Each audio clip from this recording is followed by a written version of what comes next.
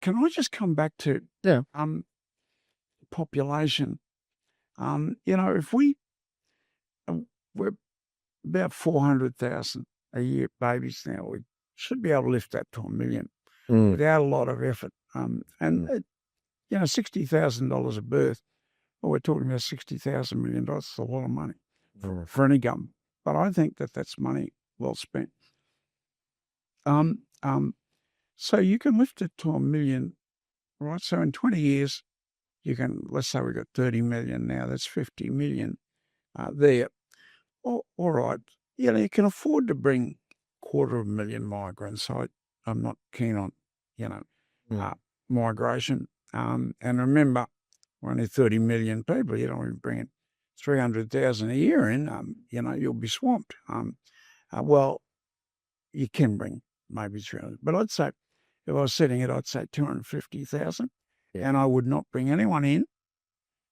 They come from a country with democracy, rule of law, Christianity or similar religion, industrial awards, egalitarian traditions. No. Yeah. Most of the migrants, it's no, right? And you say, where are you going to bring them in from? Oh, well, let's start with one of our neighbours, the Philippines, straight off. There you go, and they're people that like to come here and they speak English. Yeah. Maybe that should be quite well, Bob, I tell you what, I don't know how they get it wrong, our Department of Immigration, because on the one hand, we've got white South Africans trying to get into Australia. They can't get into Australia. They can't get into New Zealand on a visa. And they've got skills and whatever. Yet, like the black North African Muslim, it's like, yeah, no worries. We'll throw you in a house. We'll do. This is what people are seeing. And, in Melbourne, we've had this wave of crime. In Queensland, we're getting this wave of crime happening.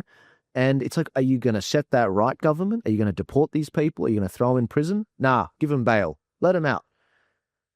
A lot of Aussies are like, who are you serving? I mean, why are you letting these violent people into our country?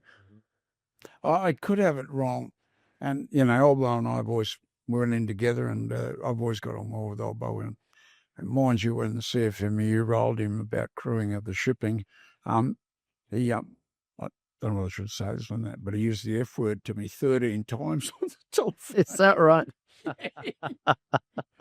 We really rubbed his nose. Right. I've got to say. Right. We wanted Australian crewing, the Australian shipping. And anyway,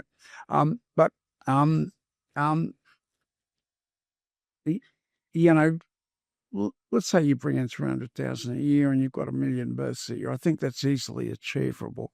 Well, within 25 years, you're up around 60 million people. Yeah. And that's beginning to become a real nation. I'm looking at Europe, those countries. It's funny, they're all about 80 or 90 million people. I mean, Germany goes up to 120 million. So, I think that's getting respectable. And then, we're an asset to the United States then. I mean, the United States, they need a roadmap to find out where we are. It's silly. Yeah. But I don't think it was silly to recognise Gaza. You don't think it was silly for Australia to recognise Gaza, you mean? I think that was very serious. Right. Very serious. Yeah. And you identified yourself as a crazy nation, right, way out of step with respectable governments in the world. I mean, if I can just take 20 seconds of your time, I apologise for interrupting this clip. If you'd like to support Turning Point Australia and what we're doing to help keep the lights on and keep the work going moving forward, please check out our website at tpaust.com.au. We've got a range of merchandise, whether it's the Make Australia Great Again hat, whether it's the other shirts that we have, or the educational maps that we have. Please go and support. If you don't want to buy any merch, that's fine. You can also support us by buying us a coffee and becoming a regular subscriber for as little as $4 a month. I'll let you guys get back to it. Thank you so much.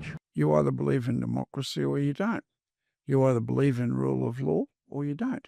But when these people murder 3 million people in the Twin Towers and then laud that behaviour, and then they cross the border and murder 1,200 people, and they laud that behaviour.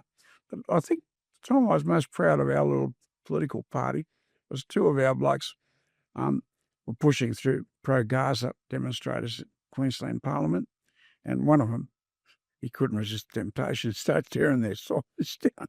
They got in a punch up, and the coppers dragged them both away. Yeah. You know, I don't know where in my upbringing I was programmed to be an anti-bully, but I fought the bully in every school I was in, you know. Yeah. And later on in life, the same. I heard a bloke telling a story about how I bashed three blokes in the Julia Creek pub. Well, the fact is, it was only one bloke, but I wasn't sitting on him playing ping pong with his head on the floor of the pub, and I wasn't going to house or wise. Yeah. But you know, the underdog, those poor people. 6 million of them murdered by that crazy in Germany. These poor people, and the ship of shame, like 6,000 people or something were in the ship that escaped from Germany, and no one would take them. They went to England and they wouldn't take them. Right. They went to America, they wouldn't take them. They went to Brazil, they wouldn't take them. They came to Australia, we wouldn't take them. And they just kept sailing around the world. Right. Because no one would take them. Why was that? Why did they? You know, just anti-Semitism. I mean, even some good prime ministers in Australia were very anti-Semitic, and it doesn't reflect well upon them. But, you know, you start picking on the Jew, I just feel I got to stand up, you know, start giving you a bloody flogging, you know, these poor people. And here it is in my country at the present moment.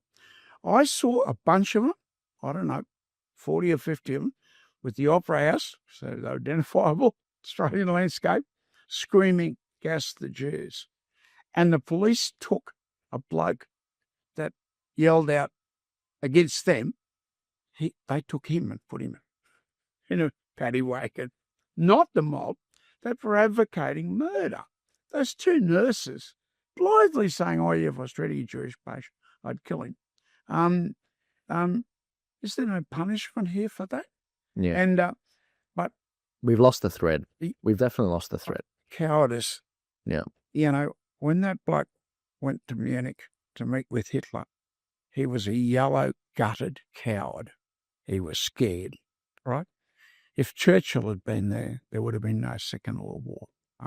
The fact is that we're run by a bunch of cowards, and that applies to the Liberal Party just as much to the Labor Party. Thank you so much for watching the show. I hope you enjoyed this particular clip. If you want to support this show and keep the lights on and support everything we're doing at Turning Point Australia, please head to tpaust.com.au, where we've got hats, we've got shirts, we've got maps.